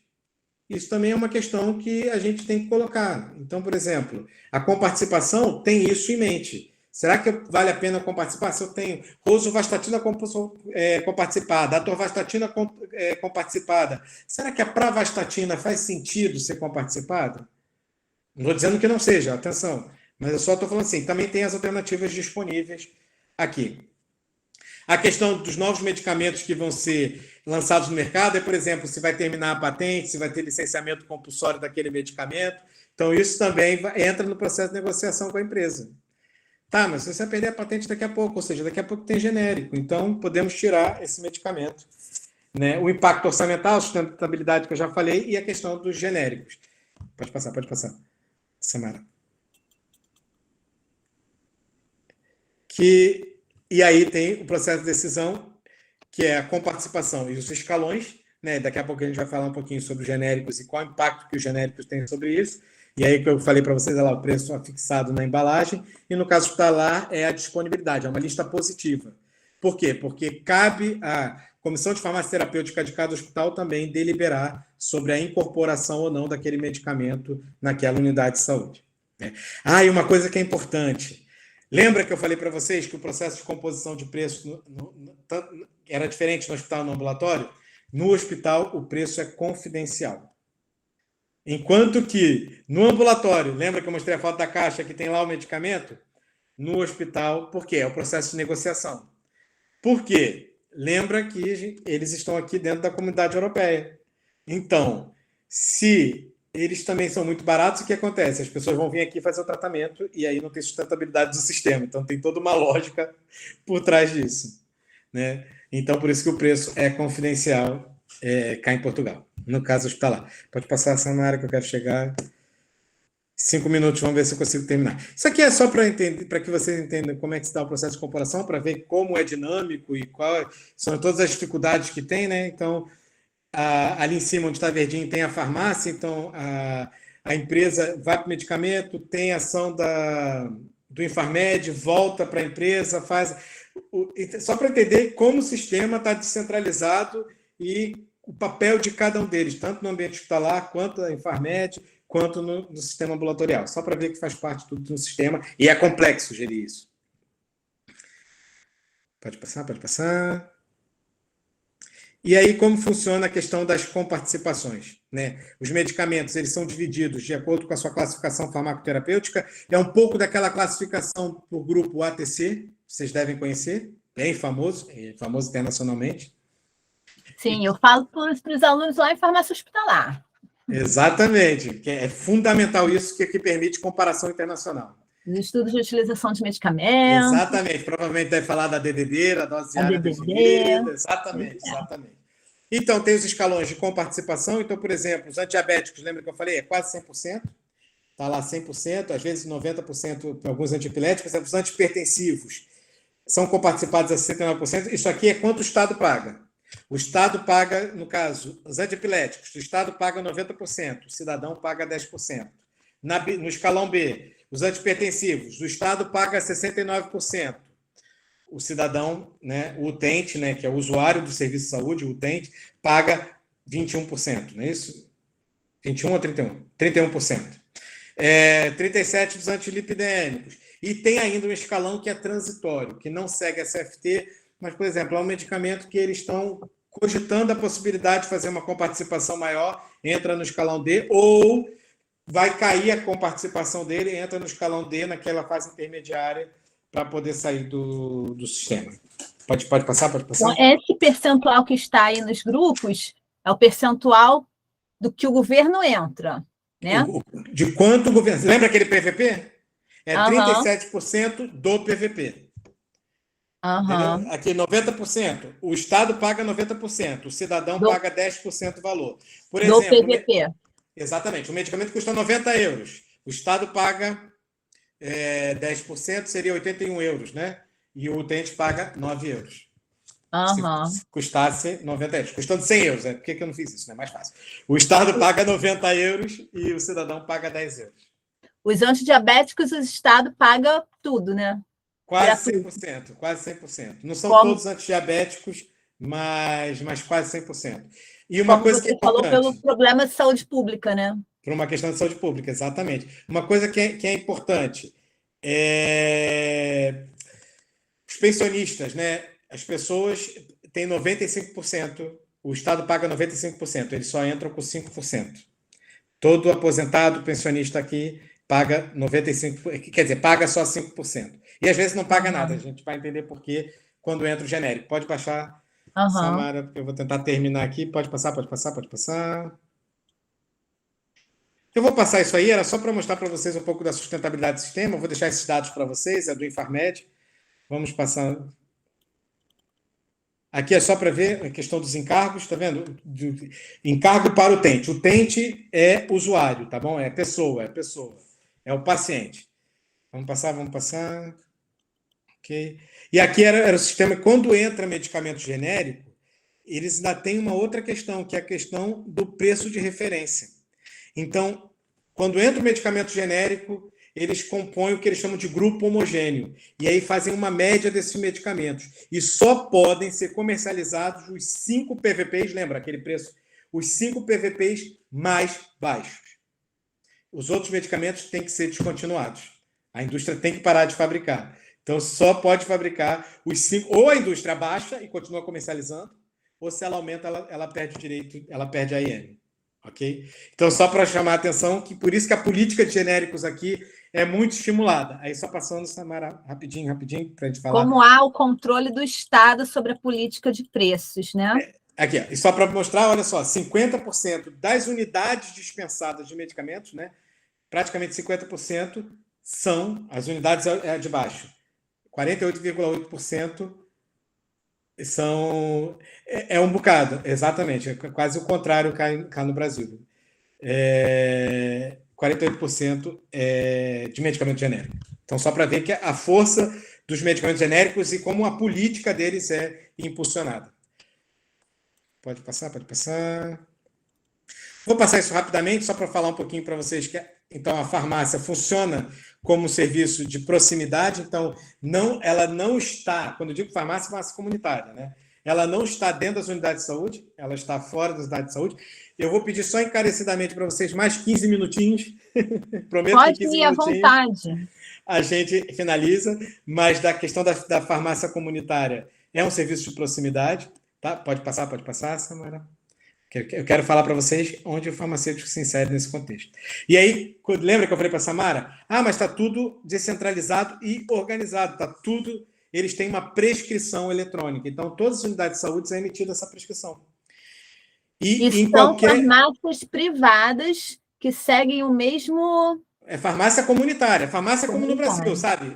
Aquela está sendo gravada, não vou falar o nome das grandes redes, mas sabe aquelas farmácias de grandes redes no Brasil? Privadas, sim. É igual. Aqui é igual.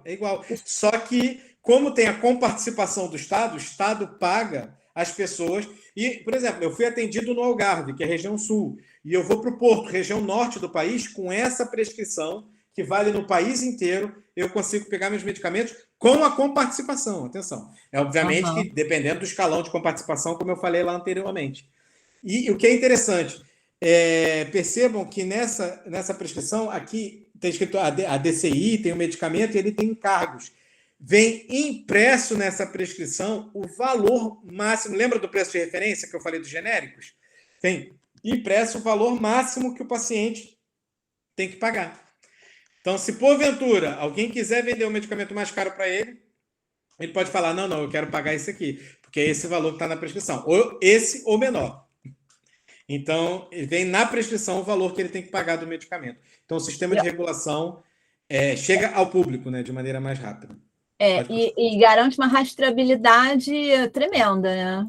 Exatamente. Eu, por exemplo, trabalho com muito base de dados. Código de dispensa, né? Não pode tentar pegar outra pessoa. Vezes, exatamente. Fica tudo no sistema. O sistema é nacional. Isso realmente é uma integração, né? Os cuidados. É bem interessante. Pode passar, que esse aqui era para mostrar os medicamentos, era o código lá em cima. E aqui falando um pouquinho, então, das saídas profissionais, né? Dos farmacêuticos aqui. Não é à toa, lembra que eu falei de serviço de proximidade? 59% dos farmacêuticos acá em Portugal atuam na farmácia comunitária.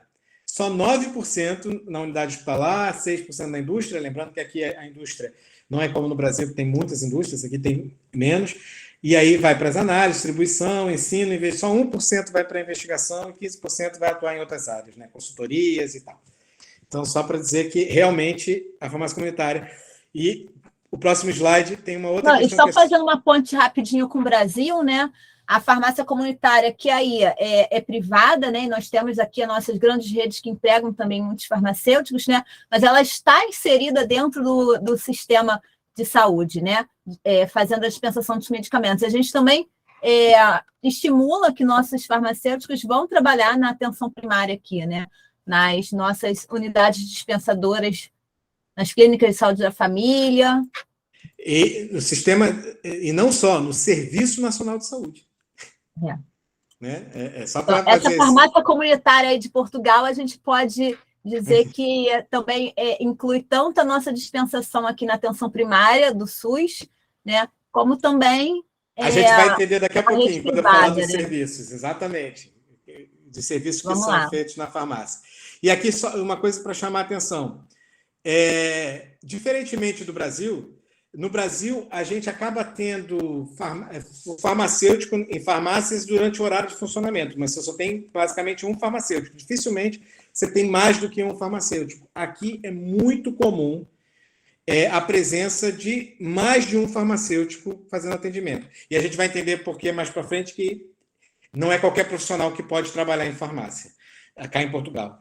Então, só para entender, é muito comum aqui em Portugal muitos farmacêuticos atuarem mais do que um farmacêutico nas farmácias. Então, é muito comum você chegar numa farmácia e ter 2, 3, 4 farmacêuticos, aí ter técnicos de farmácia, técnicos auxiliares. É muito comum. Só para você ter uma ideia, a média de número de farmacêuticos em farmácias em Portugal é de 3,4 farmacêuticos, né? E a média da União Europeia é de 2,7. Então, estamos acima da média da União Europeia. Em termos de habitantes por farmácia, aí acho que é melhor. Desce mais um pouquinho, Samara. Do lado direito, temos o mapa ali de Portugal, mostrando que também tem uma questão muito interessante. Aqui não pode abrir farmácia em qualquer lugar. Então, aqui há uma regulação muito específica. Então, isso aqui é por 10 mil habitantes. Então, só para vocês terem uma ideia, há entre 2 a 3 farmácias por 10 mil habitantes. Então, qualquer farmácia, qualquer pessoa que chega aqui e queira abrir uma farmácia, ela tem que submeter ao Infarmed. O Infarmed vai fazer um estudo populacional para ver se tem a necessidade de abrir uma farmácia naquela. Tem que ter uma autorização. E uma coisa que é muito interessante, até 2011, aqui em Portugal, só podia abrir farmácias farmacêuticos. Os donos eram farmacêuticos. Em 2011, houve uma liberalização disso e aí outros empresários podem abrir. Mas a maioria das farmácias aqui em Portugal ainda são detentoras de farmacêuticos. Não é mais obrigatório, em 2011 isso caiu, mas é só para fazer essa ressalva que eu acho super interessante. Pode baixar, Samara. E aqui é um pouco dos serviços que são oferecidos nas farmácias. Lembra que eu falei que Portugal tem uma população muito envelhecida? Então, as farmácias têm um apoio domiciliário, né? Então, tem a questão do acompanhamento desses lares. Muitas farmácias fazem acompanhamento desses lares, ou seja, separa toda a medicação, como se fosse uma farmácia hospitalar, uma dose coletiva da farmácia hospitalar, só para vocês entenderem. Então, tem todo esse apoio domiciliário.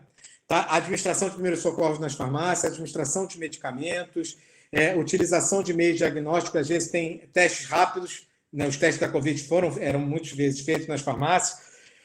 Tem um que me dá um bocado de comichão aqui, que é consultas de nutrição. Isso tem em farmácias também.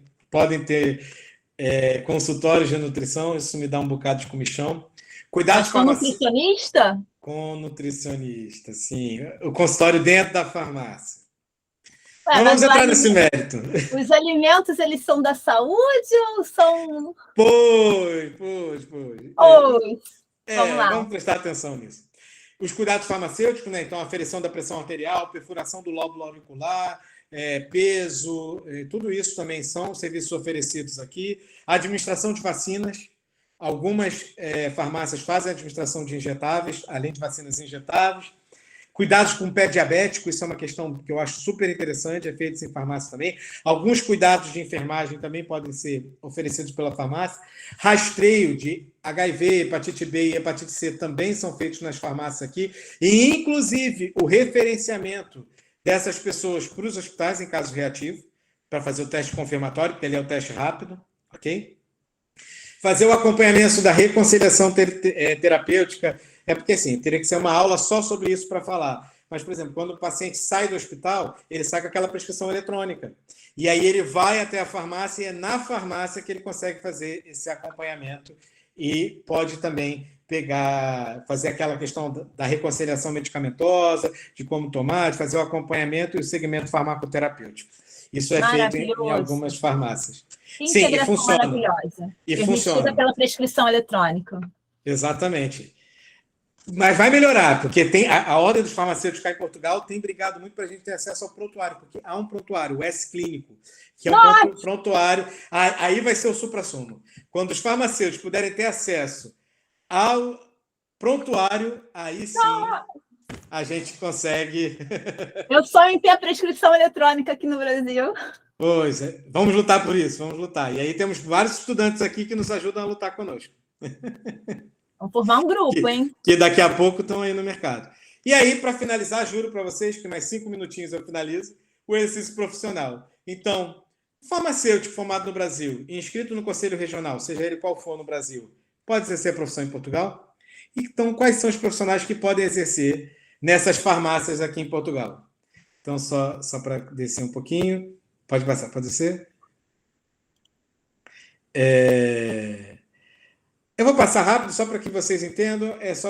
Eu acho importante fazer isso, porque aqui eles assinaram o tratado pós-Bolonha, então todos os farmacêuticos aqui, eles não saem só com licenciatura. Licenciatura é como se fosse graduação no Brasil. Eles entendem licenciatura de uma maneira um pouquinho diferente do que nós temos no Brasil. Mas aqui todos eles saem como mestre, tá? Então, que é o mestrado integrado em ciências farmacêuticas. Então, todo farmacêutico aqui é mestre em ciências farmacêuticas. O curso é de 5 anos, assim como no Brasil. Teve toda a questão da reforma curricular, mas só para chamar a atenção que a licenciatura em farmácia, que a graduação em farmácia, ficou para uma outra profissão. E por isso que os farmacêuticos brasileiros, quando vêm para cá, ficam sempre baralhados, assim, ficam sempre perdidos, porque a gente tem bacharel em farmácia no Brasil, né? Eu não sei, o IFRJ sai como bacharel em farmácia, não é isso? Assim como a UFRJ. Pois, e aqui fazem essa confusão toda, mas nós saímos farmacêuticos, nossa saída profissional é farmacêutico. O farmacêutico é um farmacêutico formado pelo IFRJ, pelo UFRJ, seja o que for. E aqui a licenciatura em farmácia são técnicos de farmácia, que é uma graduação, atenção, não é o mesmo técnico que nós temos no Brasil. É uma outra ótica, então faz uma confusão enorme. Então, só para entender que aqui é mestrado integrado em ciências farmacêuticas, mas olha, é mestrado integrado, é a licenciatura na mesma, é a graduação na mesma, a graduação que qualquer um de vocês estão fazendo na IFRJ. E aí, por isso que eu vou falar para vocês como é que é o processo para fazer isso. Vamos lá. Para terminar, então, quais são os profissionais que podem atuar? O farmacêutico, inscrito na ordem, que seriam os conselhos regionais aí no Brasil, inscrito nas ordens, e qual é a formação que ele tem que ter? O mestrado integrado em ciências farmacêuticas. É como se fosse o tecnólogo. Exatamente, Maria, é mais ou menos nessa ótica, como se fosse o tecnólogo aí no Brasil. Exatamente. É entre o técnico e o nível superior, né? Mas atenção, eles são considerados aqui com nível superior, tá bom? Mas aqui eles são considerados. Eu acho que o tecnólogo também, você está certo. O tecnólogo também é considerado do nível superior. O técnico de farmácia, peço desculpa, que são inscritos não na ordem dos farmacêuticos, mas lembra da CSS que eu falei, a Administração Central do Serviço de Saúde? Eles são inscritos na CSS, então eles têm um número de registro e eles têm a licenciatura em farmácia. Olha a confusão aí. Que aí é a licenciatura em farmácia, licenciatura em ciências farmacêuticas, bacharelado em farmácia, e às vezes é complicado isso. E, para além desses dois profissionais, tem um outro profissional que é o técnico auxiliar de farmácia. Esse não tem inscrição em nenhuma entidade profissional e é um curso profissionalizante. Aí sim, esse seria como curso técnico. O curso técnico, não tecnólogo. O curso técnico que nós temos cá em Portugal. Aí no Brasil. Porque ele é um curso profissionalizante. É um curso que precisa ter, no mínimo, o secundário. E aí, essa é a questão. Os farmacêuticos que vêm para cá, do Brasil, que vêm para cá, para Portugal, que ainda não fizeram o processo de revalidação de diploma, que eu vou falar mais à frente, acabam atuando aqui em Portugal como técnico auxiliar de farmácia. Porque como não tem uma regulação muito bem definida, enquanto não sai o seu processo de revalidação, muitos deles acabam trabalhando como técnico auxiliar de farmácia. Pode passar. São só agora para finalizar mesmo, mais 3 minutinhos.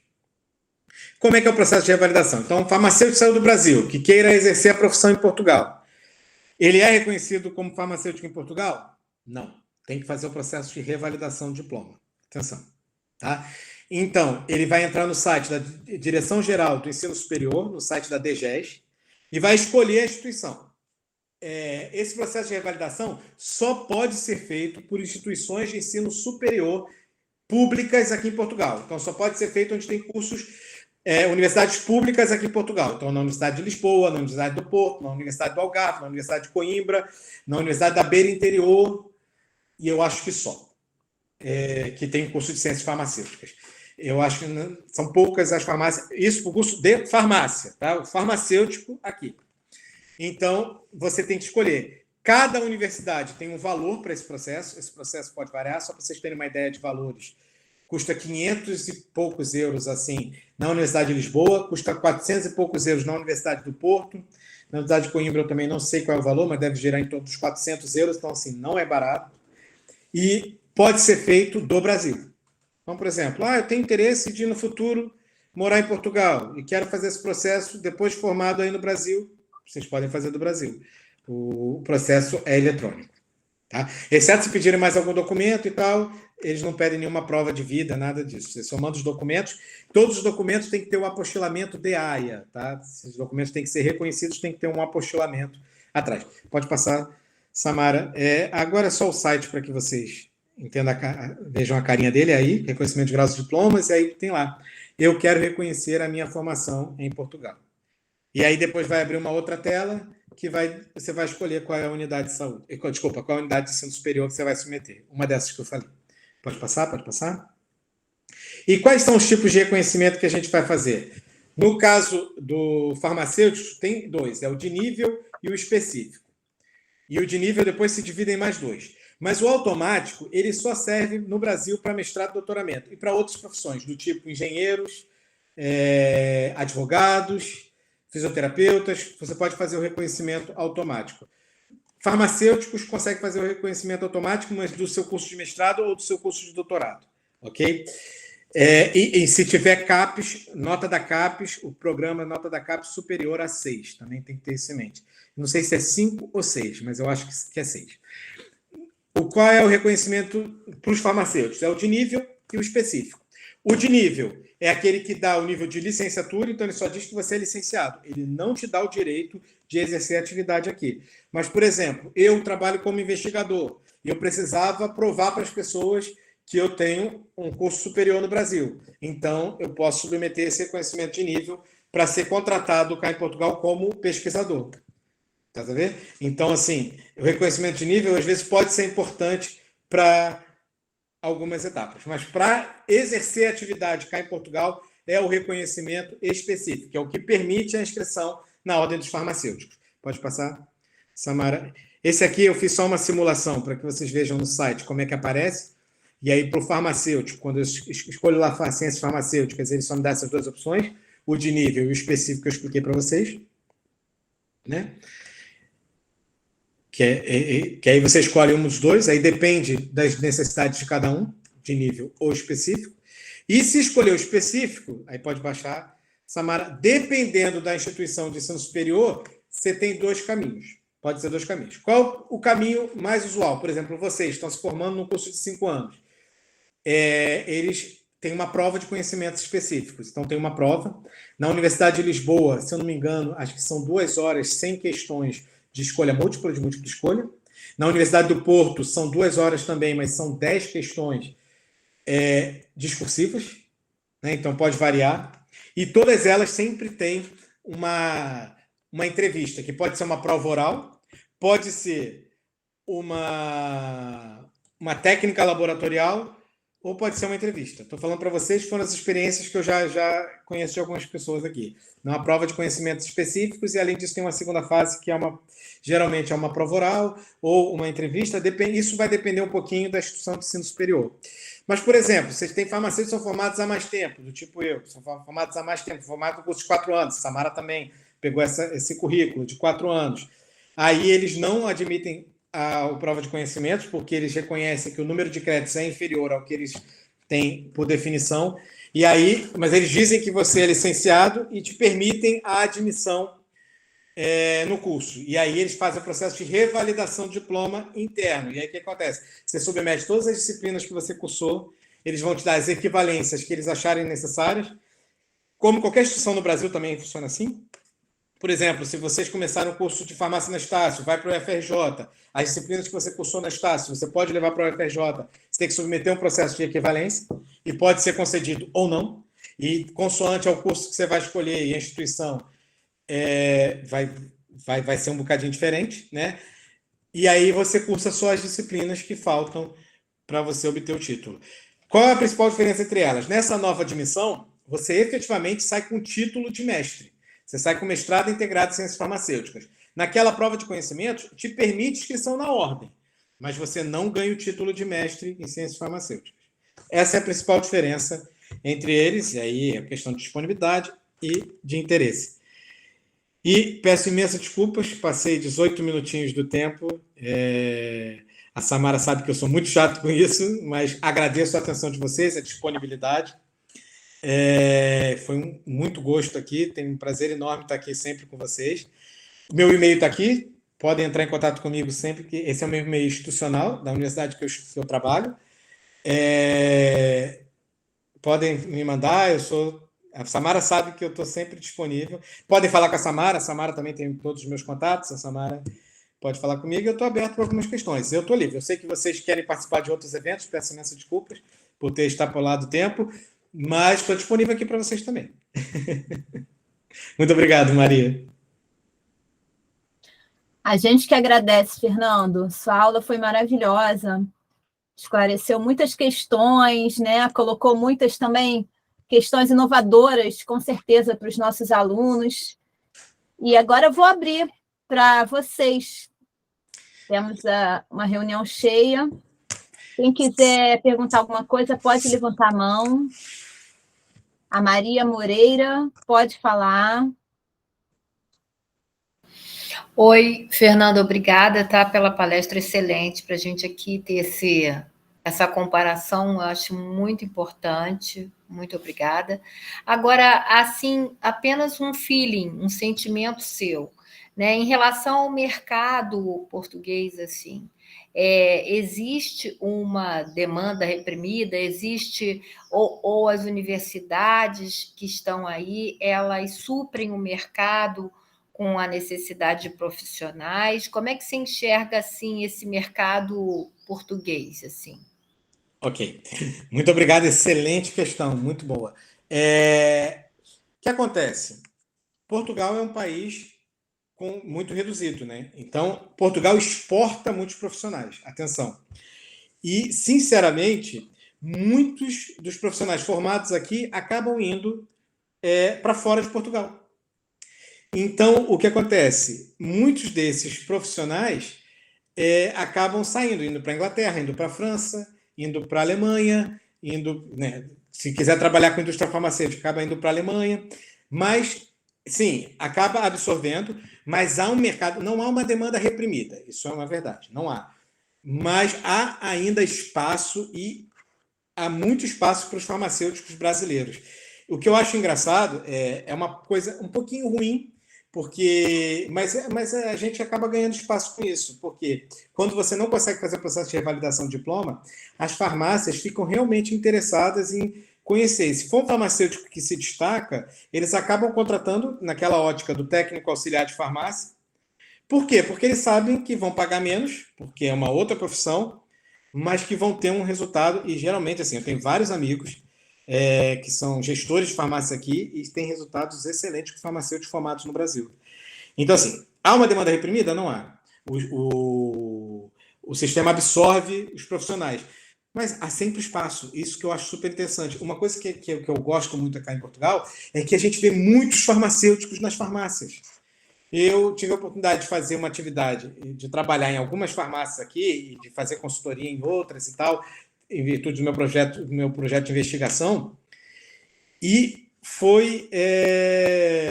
Andressa, estou disponível. E foi muito interessante eu identificar isso. Eu trabalhava com farmacêuticos e eu vi assim, nas plaquinhas deles, muitos farmacêuticos, eram 3, 4, dependendo da farmácia, até 5 farmacêuticos. Tinha farmácia que não queria contratar técnicos, que preferiam contratar farmacêuticos, então é super interessante isso. Então tem espaço, tem muito espaço. Apesar que aqui em Portugal tem muitas farmácias, mas as farmácias também são reguladas. Atenção, são regulados, não podem abrir tantas farmácias. Mas como muitas dessas farmácias, os detentores são farmacêuticos, eles têm um outro olhar. É uma outra perspectiva. Então, muitos desses têm esse cuidado. Eu percebo isso, pelo menos. Né? Pode ser um feeling, pode ser que não seja, mas demanda reprimida realmente não tem. Tá ótimo, muito obrigada pelo esclarecimento, tá? Aqui disponível. A Andressa tinha colocado, estou disponível numa próxima palestra. A Samara tem, já falei isso para ela. Eu tenho alguns colegas aqui que eu posso convidar também, a gente pode tentar fazer um painel. Eu tenho uma boa entrada também na Ordem dos Farmacêuticos, tenho alguns colegas na Ordem dos Farmacêuticos, de repente posso fazer uma questão assim. A gente pode amadurecer isso, Samara, se for do interesse dos alunos, obviamente. Né? O DAFAR organiza a semana acadêmica do curso de farmácia. Se os alunos tiverem interesse, eles vão solicitar o DAFAR, e o DAFAR pode entrar em contato comigo, que eu estou atualmente na coordenação de farmácia, a gente faz essa ponte. O Fernando é sempre bem-vindo, é o meu amigo, é amigo de todos aqui. A esposa dele, querida Vanessa, manda um beijo para ela, é nossa ex-aluna do IFRJ, do curso de farmácia. Em que ano que ela se formou? Vanessa se formou em 2017.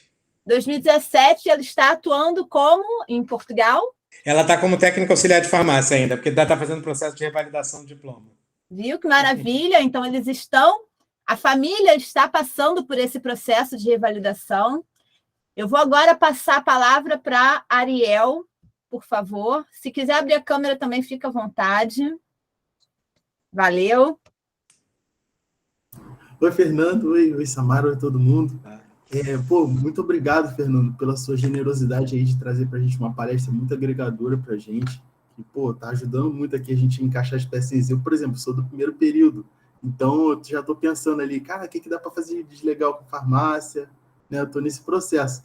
Aí, eu fiquei curioso na parte de pesquisa. Assim, queria só se contasse um pouquinho sobre como é que tu vê a pesquisa lá, se a gente pode, daqui do Brasil, a gente pode pensar de alguma forma, assim, pontos assim, essenciais que a gente pode, na trajetória que a gente pode trilhar para chegar aí e fazer pesquisa. Ok. Vamos lá. Eu já tinha falado um pouquinho antes, né? Mais cedo você tinha feito uma pergunta semelhante, mas na parte de investigação cá em Portugal, especificamente na questão dos ensaios clínicos, é uma área que tem crescido muito, mas também não é só cá em Portugal, né? Na Europa, de uma maneira geral, a questão dos ensaios clínicos tem crescido muito. Uma outra área que tem crescido muito, que eu tenho percebido, é a questão da farmacoeconomia. Lembra que eu apresentei para vocês e falei aqui, acabei de falar sobre os estudos farmacoeconômicos inserido dentro do sistema de saúde? Sim. Isso aqui é notório, assim, porque eles cada vez mais precisam de peritos, o Infarmed precisa de peritos para que eles possam fazer isso. Então, não é investigação, mas não deixa de ser também um processo, né, de desenvolvimento intelectual. E eu fico muito feliz de um aluno do primeiro ano, né, trazer essa discussão. Eu fui professor durante 12 anos no Brasil e morro de saudades, e é incrível, e continue assim, Ariel, tem que continuar assim. E é difícil, agora uma coisa que eu digo, é difícil fazer essa cooperação de tão longe. Mas, assim, a gente tem como abrir espaço, e a gente pode fazer os contatos, e a gente pode tentar, mas eu percebo também que, de longe, por exemplo, eu, atualmente, continuo fazendo cooperações no Brasil. Tenho contato com alguns núcleos, né, de investigação no Brasil ainda, de pesquisa no Brasil ainda, além do que eu desenvolvo aqui em Portugal, mas eu agora, e foi muito engraçado, porque eu no Rio de Janeiro não conseguia, por exemplo, fazer contatos e pesquisas com a USP, e que eu, morando aqui em Portugal, consigo mais agora. Então, caraca, mano, essas legal. coisas acontecem, são interessantes. Então, são oportunidades que vão surgindo. Cooperações sempre, né? Eu, por exemplo, tenho uma cooperação grande com a Samara, a gente já trabalhou junto, já trabalhamos, estudamos juntos, né, Samara? Temos uma longa história aí. Especialização, depois mestrado, fomos estagiários no Núcleo de Assistência Farmacêutica na ESP Fiocruz, né? Fomos professores na mesma instituição, durante um tempo, antes de você ir para o IFRJ. Exato. Isso. Fomos professores de universidade também. Fernando, posso fazer mais uma pergunta? Claro, fica à vontade. Como é que vocês ingressaram, né? A professora Samara e tu, como é que o senhor, né? como é que vocês ingressaram na área de docência? Como é que foi, mais ou menos? Vamos lá. Primeiro processo é investir em educação, né? Essa é a primeira coisa. Sem formação, infelizmente, a gente não consegue ser docente. Então, é tentar ir para a área de ensino, então tentar terminar a licenciatura, fazer a especialização, fazer um mestrado, fazer um doutoramento e fazer concursos. Eu, por exemplo, eu e Samara, a Samara também fez. A gente começou a dar aula numa instituição privada, mas foi um concurso. Foi um concurso aberto, a gente se candidatou e fez os processos. Então, o primeiro processo é qualificação.